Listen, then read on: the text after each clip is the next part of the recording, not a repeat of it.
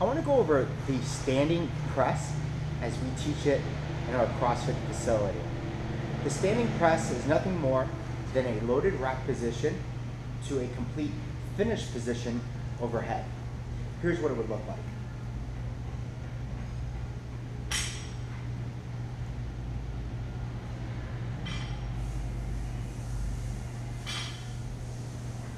Again from the side.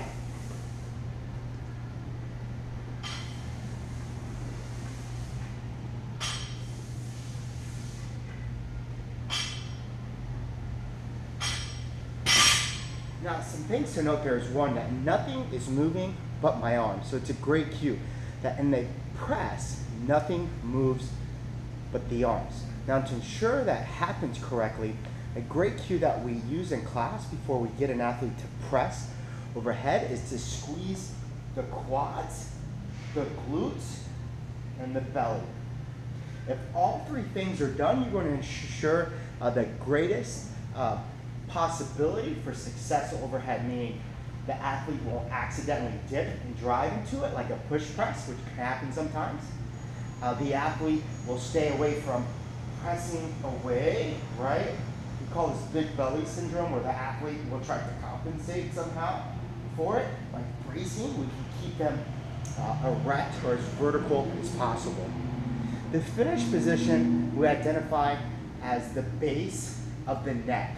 So if I took my base of the neck, it would be right about here, right? It's this junction between upper shoulders and lower neck, right around here. So to hover that line straight up, it would have to finish right here. That's what this looks like here.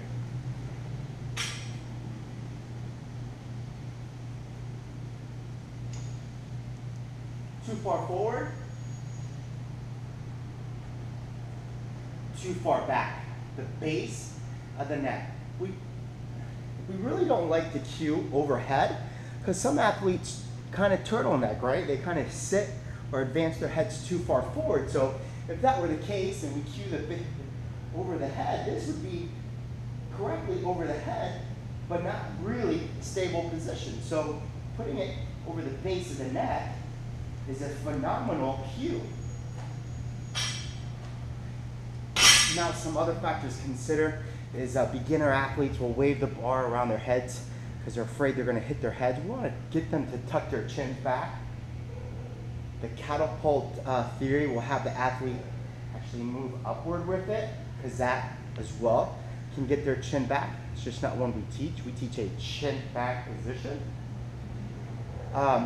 So those things are super, super important to consider. Other videos I've done in the past kind of explain what a proper rack position is and how to get that bar to support on the shoulders. We'll link that below as well. So there's the